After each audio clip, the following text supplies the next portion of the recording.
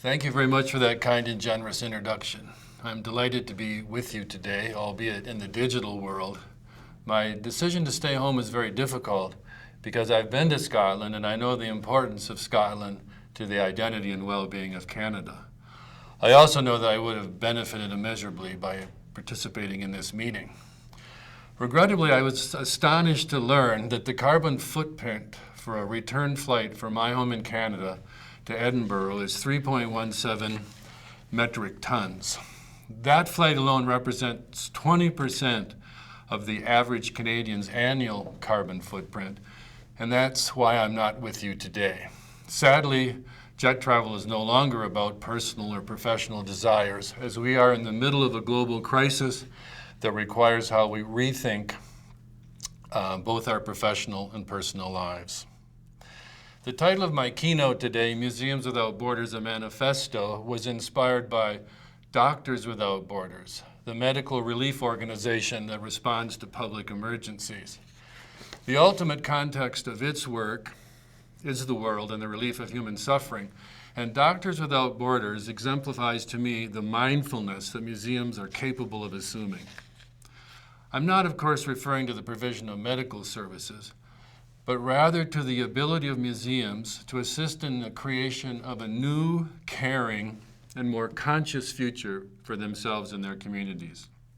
I believe that this can only be done through authentic engagement with contemporary issues and aspirations. These are the forces of change that should affect cultural learning today and to which museum practice must adapt. It's these opportunities and responsibilities that I want to explore based on the premise that museums have a broader role to play in society. Please note that the use of my word museum is inclusive and includes art galleries, science centers, heritage sites, and so forth.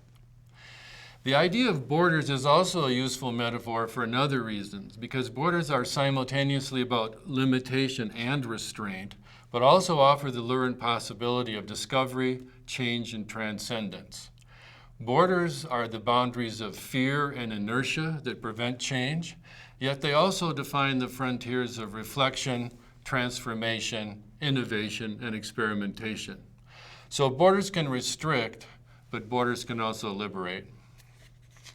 Before exploring the idea that museums have a higher calling, I must note that I've been guided by various assumptions throughout my work life, and they pervade everything, all my work and thinking. And because I accept these assumptions as true without any conclusive proof, I want to make them known now. My first assumption is that museums are one of the freest and most creative work environments on the planet, and the scope for creativity and initiative should be just about limitless in a well-run museum. There are very few other workplaces which offer more opportunities for thinking and acting in ways that can blend personal satisfaction and growth with organizational goals. Unlike the private sector, museums do not have production quotas, and in contrast to the public sector, museums are not forced to administer unpopular policies. So if one mentally combines this notion of organizational freedom with the assumption that we as human beings are the co-creators of our lives and our organizations, the result is a powerful force called personal agency. And by personal agency, I mean the capacity of individual museum workers, not just their leaders and managers, to take action in the world. Museum workers are as insightful and motivated by concerns beyond the workplace as are any other human beings. Yet they more often than not shy away from expressing their values and assuming their personal agency, perhaps for fear of losing their friends or losing their job. But this fear is exaggerated, and personal agency should actually be celebrated and nurtured as a vital organizational resource and a force for good. My second assumption is that museums are unique and valuable social institutions and have no suitable replacement. Neil Postman, the cultural critic and author, wrote that the purpose of all competent museums is to provide answers to the question, what does it mean to be a human being? Governments are not equipped to do this. Business is committed to profit, not reflection. And most universities are still grappling with their real and perceived separation from their communities. Museums are just institutions and are uniquely qualified to probe our humanness. And herein lies their great strength and worth. My third assumption is that museums should not hold themselves static. And this is a stubborn trait that has various causes, be it insularity or the tyranny of collections. To hold a museum static, however, while the values of individuals and communities are changing, is to doom the museum. Both individual and societal values are now in a great state of flux as the world confronts a litany of socio-environmental issues. All museums must be intensely mindful of stagnation or change, or assume the attendant risks of decline or relevance and perhaps even collapse. My fourth and final assumption is that everything that is required to fulfill the potential of museums is here now. There's nothing lacking. From the beginning of my career, there's been unremitting talk of shortage in the museum world, be it money, be it staff, be it technology or public support. And this self-limiting refrain continues unabated. I reject this thinking, as perceived shortages of all kinds have become the excuse for maintaining the status quo in museums. Museums already have a boundless capacity for creativity, intelligence, and sensitivity. Money is not required to do this, and museum workers know intuitively that money is not the measure of their worth. If only museum workers would recognize that they are a privileged caste working in organizations whose purpose is their meaning. In probing the role and meaning of museums in contemporary society, it's impossible to avoid various far-reaching questions, such as, how can museums and museum workers be well used? What is this good use? What is good work? And how can we truly honor the public trust in museums? These questions are difficult indeed, and I hope that I can at least point the way to some useful answers. Neil Postman also wrote that a museum must be an argument with its society. A good museum will always direct attention to what is difficult and even painful. My concern over the past 2 decades is the lack of any arguments coming from the museum community, as no amount of audience research and digital technology will mitigate the positive feedbacks loops of climate change, the consequences of social inequality, the marginalization of Aboriginal peoples, or the extinction of the plants and animals upon which we depend. To avoid appearing unduly critical, I want to share some evidence for my concern about the seeming unconsciousness of museums. And these following examples, and there are many more, form a disturbing pattern of unmindful museum practice. First, together with schools and universities, museums have increasingly construed their users to be consumers and customers, not citizens. But we don't need any more consumers. We need citizens who actively participate in the collective shaping of the institutions of civil society, the social order, and the future. In fact, far too many museums are engaged in relentless commercialization. Second, there's widespread understanding of the difference between a museum's mission and purpose. Mission is about what a museum does, its collections, its exhibitions, its programs, while purpose is about why a museum does what it does. And this is a critical distinction that goes unrecognized in the majority of museum mission statements. The why is actually about individual development, learning, and transformation, all of which are essential in rethinking the roles and responsibilities in contemporary museums. A third concern of mine is the museum community's passivity in the face of increasing activism. For example, during their 20-year sponsorship of the British Museum, British Petroleum has been linked to various human rights and environmental abuses. In response, a so-called disobedient exhibition was recently installed without permission in the British Museum. This exhibition simply asked, why does the British Museum continue to work with this corporate criminal? My concern is that this protest and numerous others are arising from outside the museum community and not from within. A fourth example is a disturbing revelation that only 12% of the general public in the United States think of museums as being educational. With museum workers universally touting education as the core purpose of museums, this is really hard to take, especially when you consider that the U.S. has at least 35,000 museums, which is more museums than our Starbucks and McDonald's restaurants. My last example of the lack of museum mindfulness is climate change, clearly the largest elephant in the room. We've now passed the milestone level of 400 parts per million of climate warming carbon in the atmosphere, without even an outcry by the citizenry or the press. This 400 ppm threshold is a dire wake-up call, and our profound global challenge now is to reduce our carbon emissions by 80% by 2050 in order to forestall the worst consequences of climate change.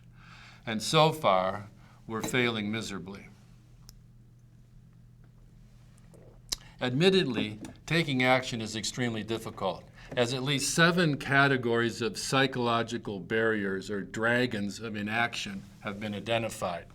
And these dragons range from uncertainty to denial, and denial is a strong dragon indeed. In discussing museums and climate change with my colleagues and friends, I encounter at least 3 forms of denial. These include existential denial, as in, there's no problem, it's not happening.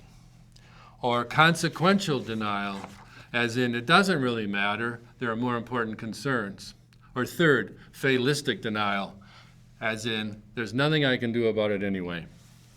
Now, I fully concede that museums are not intended to resolve climate change or any other global problems, but they are in a position to help create an image of a desirable future, which is the essential first step in its realization. Yet, I note that 20 pages of Google did not reveal a single reference to museums responding to the recent Paris Agreement on climate change. So the question persists. Why aren't more museums actively engaged in promoting dialogue, awareness, and solutions to the consequences of climate change? I'll attempt an answer to this in what follows. The 2015 meeting of the International Committee for Museum Management included a panel presentation with an alarming title, Dirty Money, Divestment, Ethical Funding, and Trust. We don't use words like dirty in the museum world. We're deferential and authoritatively neutral, or so we believe. I want to consider this widespread belief in museum neutrality, as I believe it's a major factor in the diminishment of museums and the most serious obstacle to responding to change and improving the resilience of museums. I'll also introduce a moral imperative in this discussion with all of the sharp opinions that may ensue. I do this because climate change and the role of museums in its mitigation is no longer about science, ideology, or politics. It's actually about social justice. Museums need to rethink their purpose and values at this point in history and take a stand on climate change, along with concerted action as advocates of both awareness and mitigation. What is the museum community's reluctance to address this issue? Well, I suggest that it lies in this claim of neutrality. There's a widely held belief among staff and boards that they must protect their neutrality, lest they fall prey to bias, trendiness, and special interest groups. The unspoken argument is that museums cannot risk doing anything that might alienate a sponsor, real or potential. I suggest, though, that neutrality is not a foundational principle of museum method, theory, or practice, but rather a result of the museum's privileged place in society. It's a matter of record that museums enjoy an extraordinary level of public trust throughout the world. This, in turn, has fostered a sense of complacency among practitioners, underpinned by the assumption that traditional thinking and practice must account for their privileged status. This perspective is further bolstered by the many museum executives who may have 25 years of experience, but it's the same year repeated 25 times. Hence, complacency, the absence of continuous learning, and the weight of tradition are persistent factors in our unwillingness or inability to rethink the implications of neutrality.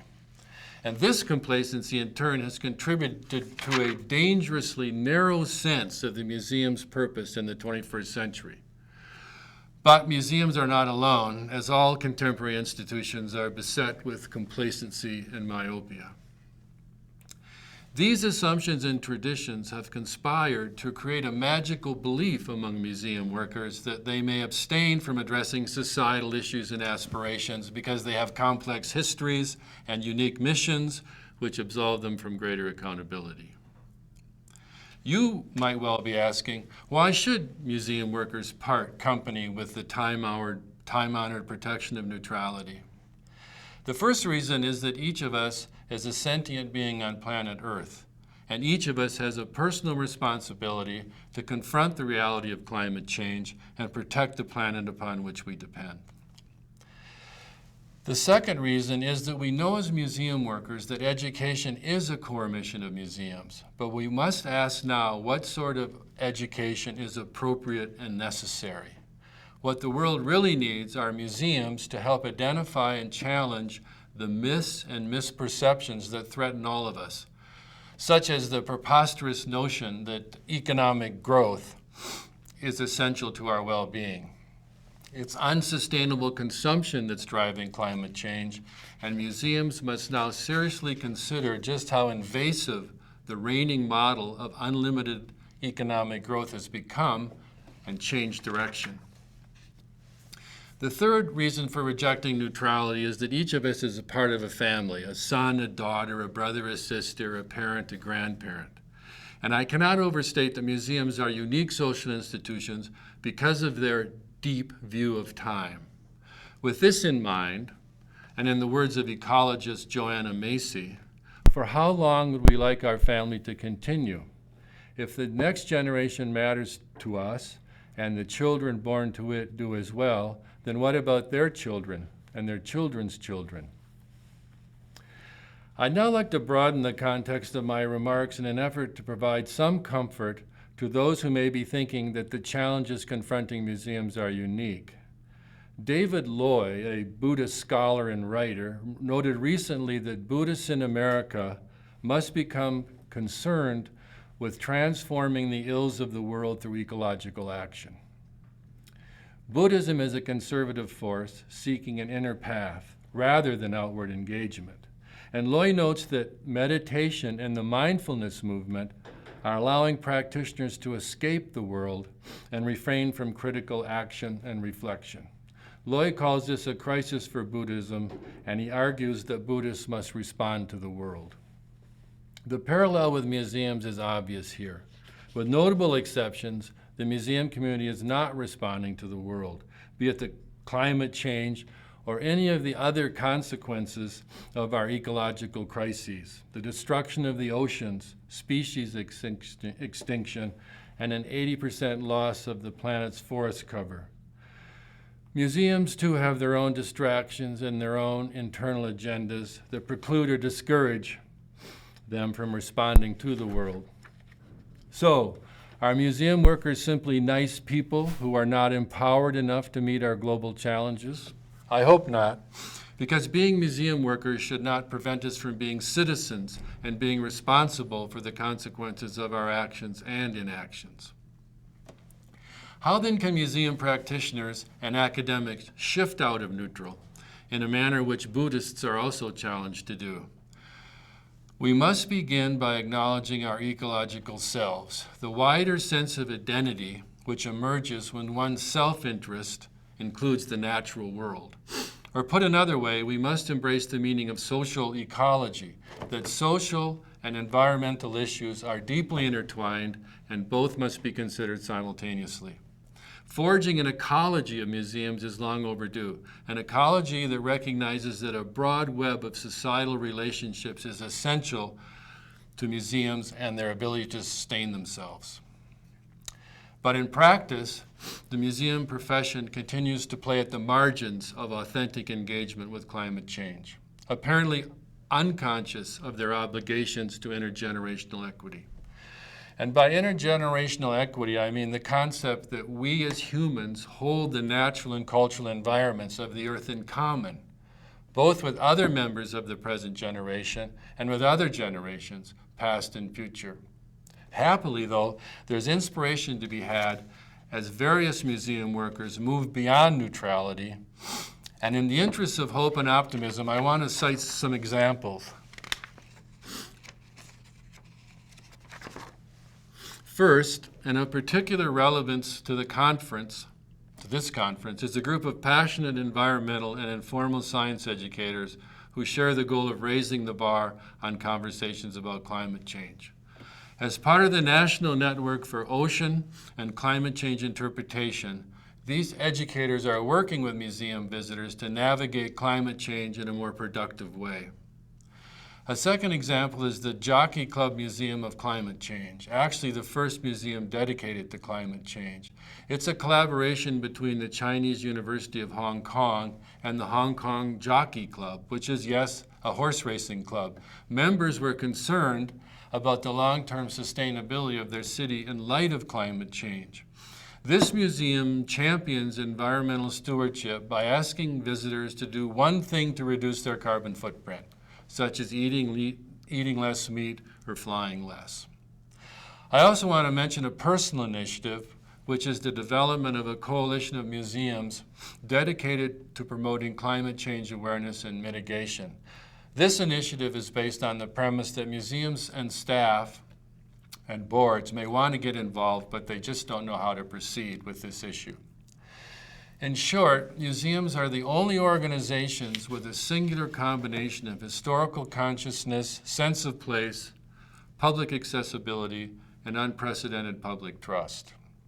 You don't have to be a science museum or have a natural history collection, as nature and culture are intertwined in our lives, and so they should be in all museum programs. So here are 3 initiatives for any kind of museum. First, tell stories and educate. Museums tell the stories of the natural and cultural world, so tell your visitors how climate change and its consequences came to be. It's time that all museums offer climate change programs with an edge. We don't offer equal time to creationists. We shouldn't pretend that we need to provide a so-called balanced perspective on climate change, as the evidence is crystal clear. Human life is the primary cause of climate change.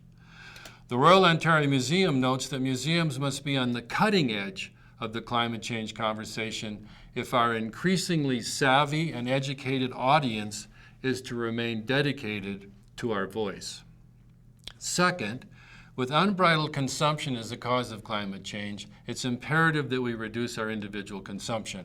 And museums can readily assist with this through advocacy, dialogue, and information.